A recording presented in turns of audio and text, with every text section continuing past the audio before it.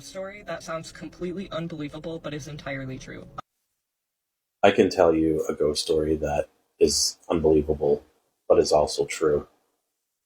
So, my name's Michael. I'm a paranormal researcher with Lichgate Paranormal here in Ontario, Canada. But the case I'm thinking about happened 25 years ago with a group called Full Moon Ghost Research. This case didn't just have me believe in the paranormal, but it also had me believe in mediums. So, a couple of weeks before I went to do an investigation at this haunted fish and chip shop, a lady reached out to me on the internet asking if she would be able to join us in some investigations because she's been looking for a group to join. So my friend and I, we went out to the town she was from and met her and her boyfriend at a pub.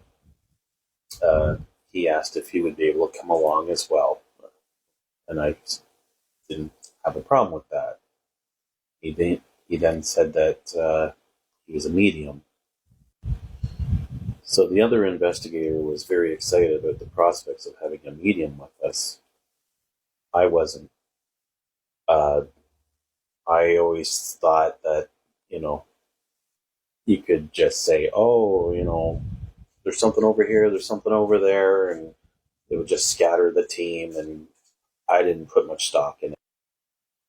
I said, okay, like he can come, he can hold a camera just as good as anyone else.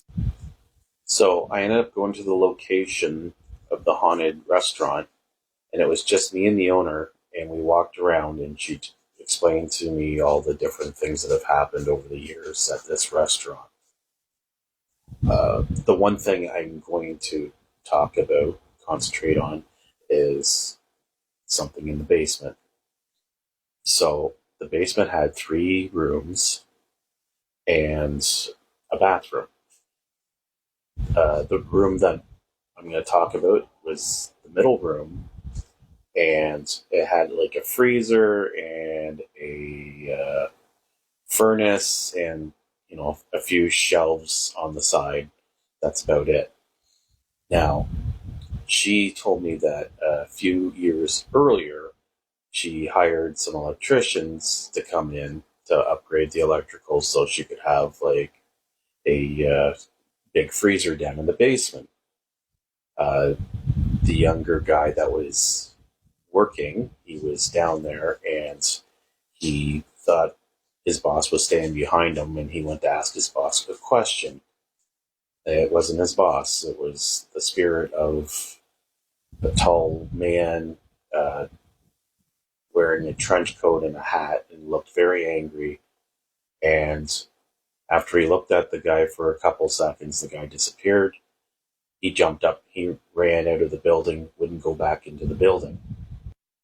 So just before we went to start doing the investigation, I went to go downstairs and use my EMF reader to take EMF readings.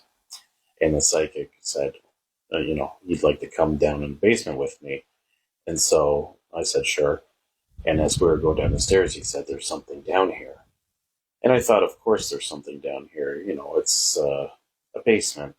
Basements and attics. That's what everybody says, right? But anyway, uh, when we got to the main landing and we started to walk, I purposely went to walk past that room, and he stopped at the middle room and said, there's something in here. And then we walked in, and he pointed at the exact same corner and said, there's a tall man there in a trench coat wearing a hat, and he's really angry, and he's just like looking at us like, get the hell out of here, type of thing. Uh, I asked, do you think anybody could get harmed from the spirit? And he said no. So uh, it had me questioning things because there was nothing on the internet about a spirit that was in the basement. Now, there's a few things that happened during the investigation. If you guys want to hear more, just leave it in the comments and I'll bring up some more information. But at the end of the investigation, I was going downstairs because I was like, I'm going to take some pictures of the basement with my night vision. It was, a pretty big deal back then, and it would make pictures look kind of creepy. So I went to go downstairs, and another team member followed me, and he had a tape recorder. Now I don't know why he came down with me, but it was a really good thing he did.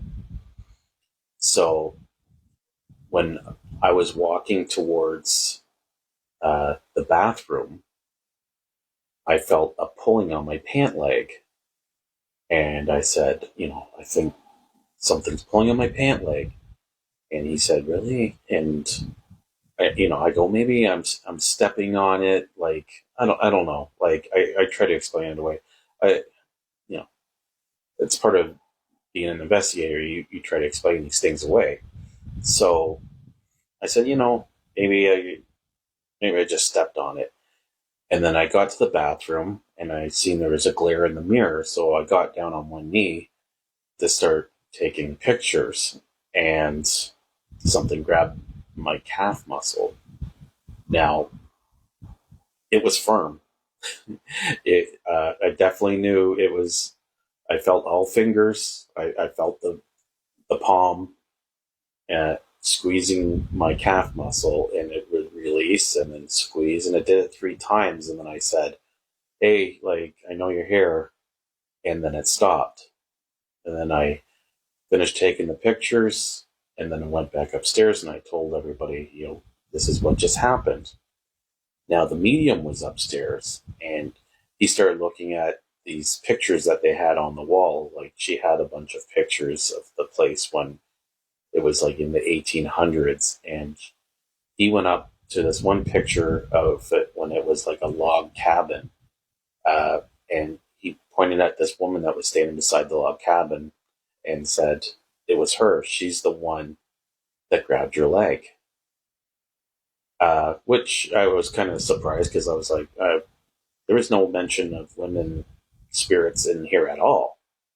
Now, fast forward 2 weeks later, I'm listening to the audio, and right at the point where you hear me say, something's got my leg, you hear a woman's voice saying, Michael, Michael, Michael. Clear as day.